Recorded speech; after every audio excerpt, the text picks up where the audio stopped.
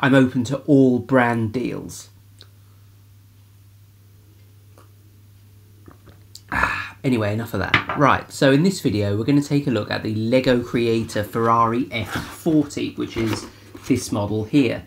I got this for about £75 from a shop called John Lewis here in the UK, but you can get it in the US for about $100.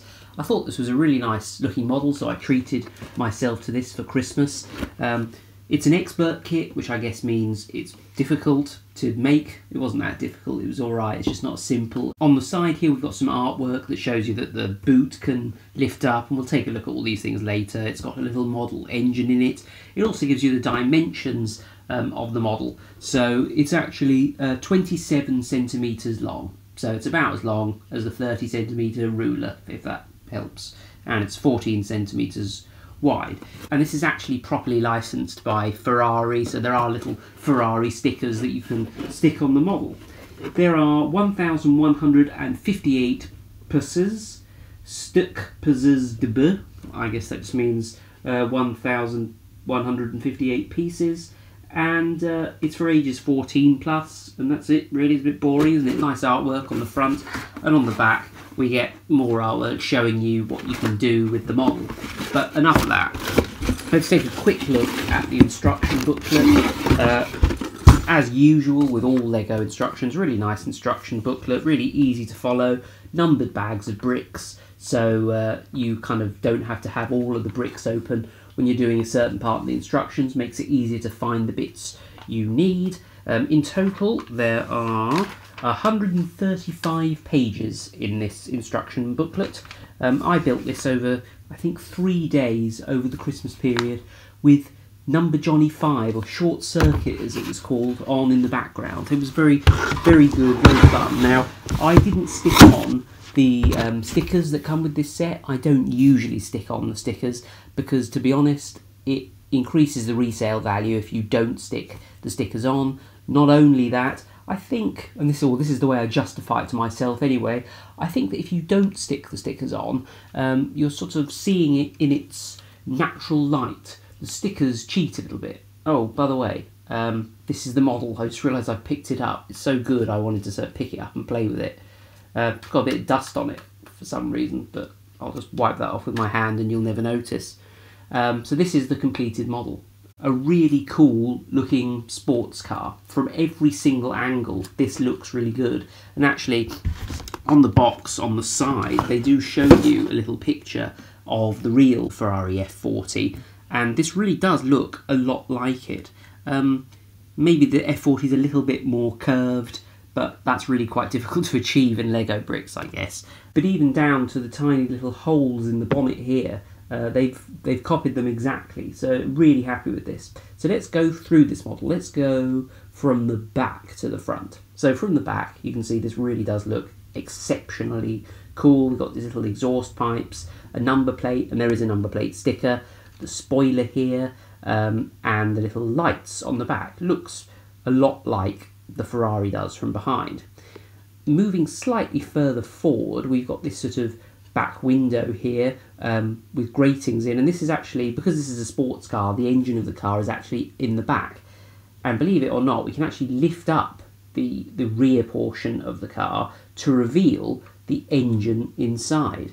Now, unlike a lot of Lego sets where they have these actual movable engines, you know, operating engines where you can see the pistons going in and out, this hasn't got any of that. This is purely visual. But to be honest, you know, I built so many Lego Technic sets with those little engines in that it was quite refreshing to build something a little bit different.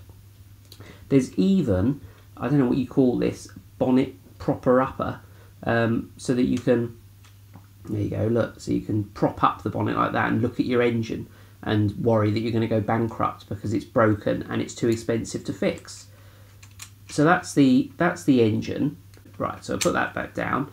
And then if we move a little bit further forwards, you can see obviously we got the tyres here. I'll jump even further forwards and just say that the front wheels don't turn. I've had an argument about the non-turning wheels with some of my subscribers because I built a Xingbao sports car which didn't have turning wheels, and I said, well, it would have been nice to have had turning wheels.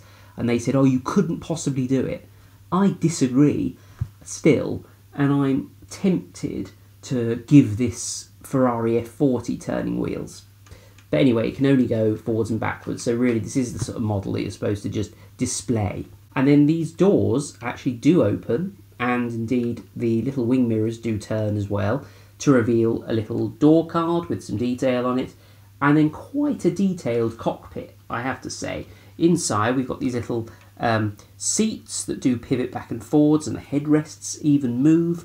We've also got the dashboard with some sort of dials and things, a steering wheel which can go up and down, which is really cool, a little handbrake which does go up and down as well.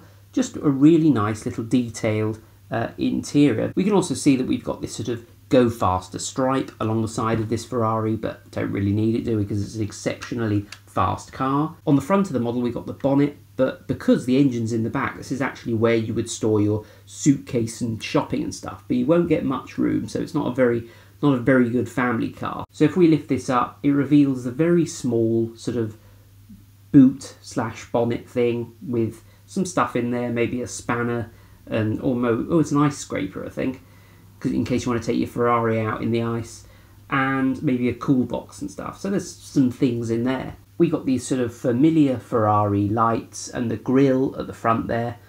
It's a really nice looking model, basically, something that you would just display, as I said, and not really play with. When I was building this, I made a small mistake actually, and put a clear brick in the wrong place, because I was building in quite a dark room, and so I picked up the wrong brick. So I had to sort of reverse engineer how I'd made it, go back and find the brick, because I was a little bit OCD about making sure the model was completed properly.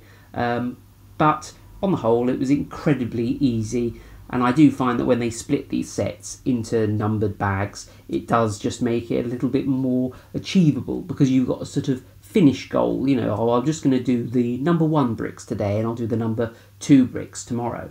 The underneath, well, it's broken now, isn't it? Now this has come off, but it should be, touch wood, I think something else has come off actually, but this should just sort of, I think actually this does show that you're not supposed to really play with these models.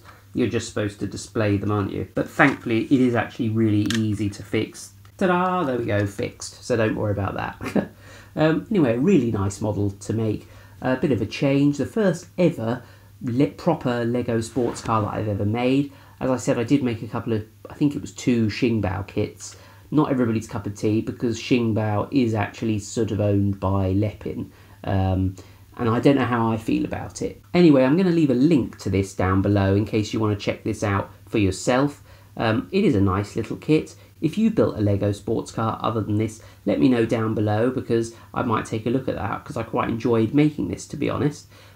Thanks for watching, do subscribe if you like my videos, and I shall see you next time for another one.